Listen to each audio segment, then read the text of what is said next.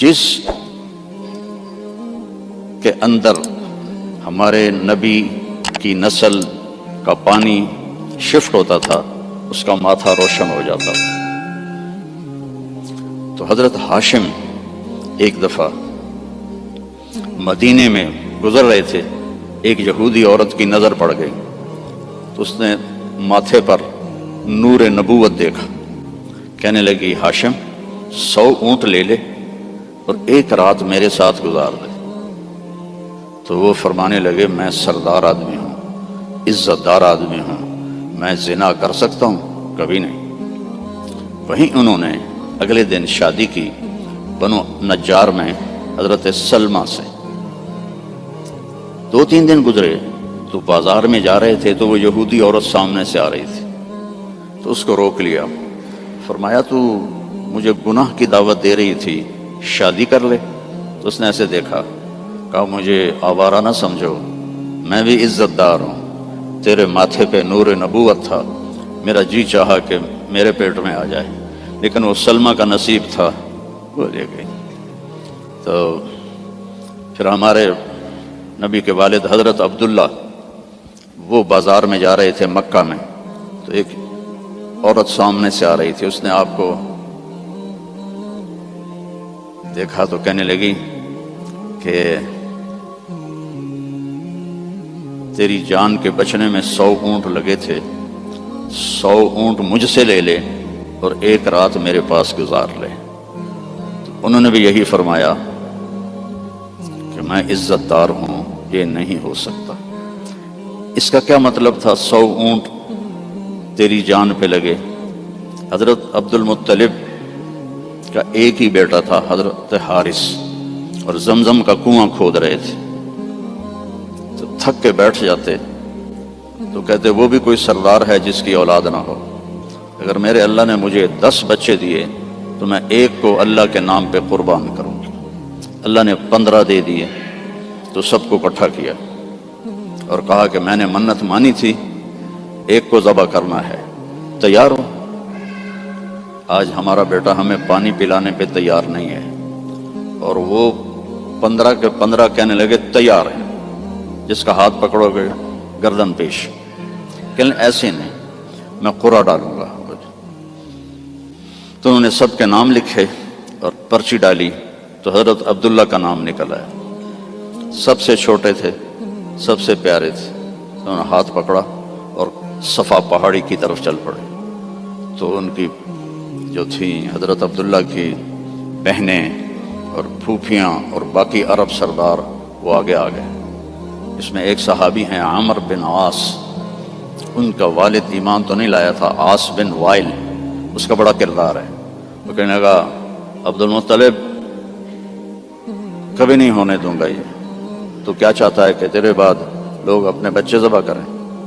تو عبد المطلب کہنے لگے یہ سردار کا بول ہے، یہ عام تام بول نہیں ہے۔ وہ کہنے لگا تیرے سامنے بھی سردار کھڑا ہے، یہ بھی عام تام بول نہیں ہے، میں نہیں ہونے دوں گا۔ تو جھگڑا ہو گیا۔ انہوں نے کہا چلو، مدینے کو جاتے ہوئے راستے میں عصفان ایک جگہ تھی، تو وہاں ایک اس زمانے کے جج تھے، تو ایک عورت جج تھی کاہنہ، اس کے پاس کیس گیا۔ تو وہ کہنے لگی جب کوئی قتل ہو جاتا ہے تو وارث بدلہ نہ لیں بلکہ قیمت لیں تو کتنی ہوتی ہے؟ تو انہوں نے کہا 10 اونٹ۔ کہا ایک پرچی پہ عبداللہ لکھو اور ایک پہ 10 اونٹ لکھو اور پرچی ڈالو، جب تک عبداللہ کا نام نکلتا رہے 10 اونٹ بڑھاتے جاؤ، اور جب اونٹوں کا نام نکل آئے تو پھر عبداللہ کو چھوڑ دو اور جتنے اونٹ ہیں ذبح کر دو۔ تب حرم شریف میں سارے اکٹھے ہوئے، اور اس وقت پرچیاں ہوتی تھیں 2 تیر اور اس کا جو ڈبہ ہوتا تھا اس میں سوراخ ہوتا تھا، تو ایک تیر پہ عبداللہ لکھا اور ایک تیر پہ 10 اونٹ لکھا، اور ایسے کر کے نا اسے ہلا کے جو پھینکا تو عبداللہ کا نام نکلا۔ تو انہوں نے پھر اس پر 20 اونٹ اور عبداللہ، پھر ہلا کے پھینکا، عبداللہ نکلا، پھر 30 اونٹ پھر عبداللہ، 40 پھر عبداللہ، 50 پھر عبداللہ، 60 پھر عبداللہ، 70 پھر عبداللہ، 80 پھر عبداللہ، 90 پھر عبداللہ۔ اب سب کے رنگ فک ہو گئے۔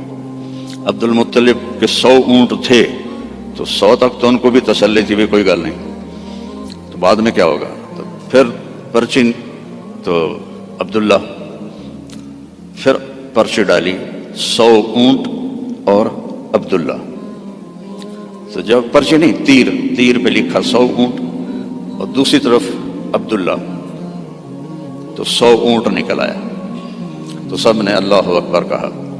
تو عبد المطلب کہنے لگے نہیں ایک دفعہ اور کروں گا، پھر ڈالی 100 اونٹ نکل آئے، تو سب نے کہا اب تو ٹھیک ہے، کہا نہیں ایک دفعہ اور، پھر تیسری دفعہ کی تو 100 اونٹ نکلے، اور تیسری دفعہ حضرت عبد المطلب راضی ہو گئے اور 100 اونٹ انہوں نے خود ذبح کیے، 100 اونٹ اکیلے نے ذبح کیے۔ مکے والوں لے جاؤ، اور حضرت عبداللہ کی جان بچی۔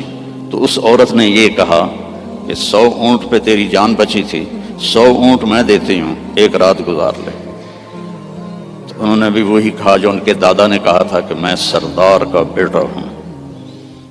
تو اللہ نے ہم پر احسان فرمایا، لقد، یہ لفظ جھنجھوڑنے کے لیے ہوتا ہے کہ سنو، جیسے میں کسی کا کندھا پکڑ کے ایسے کہوں سنو میری بات، جو کہہ رہا ہوں صحیح ہے۔ لقد جاءکم، تمہارے پاس آئے گا نہیں، آ گیا ہے۔ کون ہے؟ رسول۔ کیسا ہے؟ من انفسکم، تمہارے اندر سے ہے، تمہارے خاندان سے ہے، اور سب سے بڑے خاندان سے ہے، بنو ہاشم۔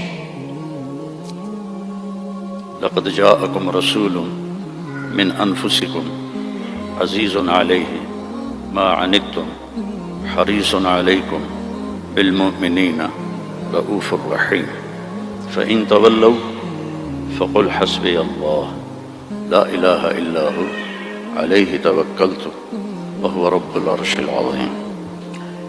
اس آیت کی ایک تو خصوصیت یہ ہے، جب جنگ موتا میں 700 حفاظ شہید ہوئے، مسلمہ جو جھوٹا نبی تھا اس کے مقابلے میں حضرت خالد ابن ولید کا لشکر تھا 12,000 اور مسلمہ کا لشکر تھا 60,000۔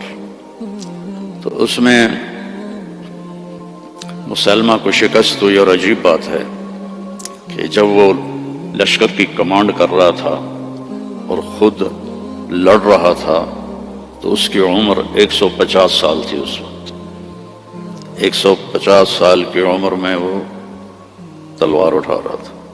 ہمارے تو 50 سال والے ریٹائر ہو جاتے ہیں، لاٹھی پکڑ لیتے ہیں۔ تو اس میں 700 حفاظ صحابہ شہید ہوئے۔ تو عمر رضی اللہ تعالیٰ عنہ نے ابو بکر رضی اللہ عنہ سے کہا کہ قرآن جمع کرو۔ پہلے جمع نہیں تھا، کوئی آیت کسی کے پاس، کوئی کسی کے پاس، کوئی کسی کے پاس۔ تو اگر ایسے ہی حافظ شہید ہوتے رہے تو یہ تو قرآن ضائع ہو جائے گا۔ وہ فرمانے لگے اللہ کے نبی نے نہیں کیا، میں کیسے کروں؟ تو حضرت عمر نے قائل کیا کہ یہ اب ضرورت ہے۔ خیر وہ بھی راضی ہو گئے۔ تو انہوں نے زید بن ثابت کو بلایا رضی اللہ عنہ، انصاری صحابی، کہ قرآن جمع کرو۔ انہوں نے بھی کہا اللہ کے نبی نے تو کیا نہیں، ہم کیسے کریں؟ پھر ان کو بھی سمجھایا کہ قرآن کی حفاظت کا معاملہ ہے، ٹھیک ہے۔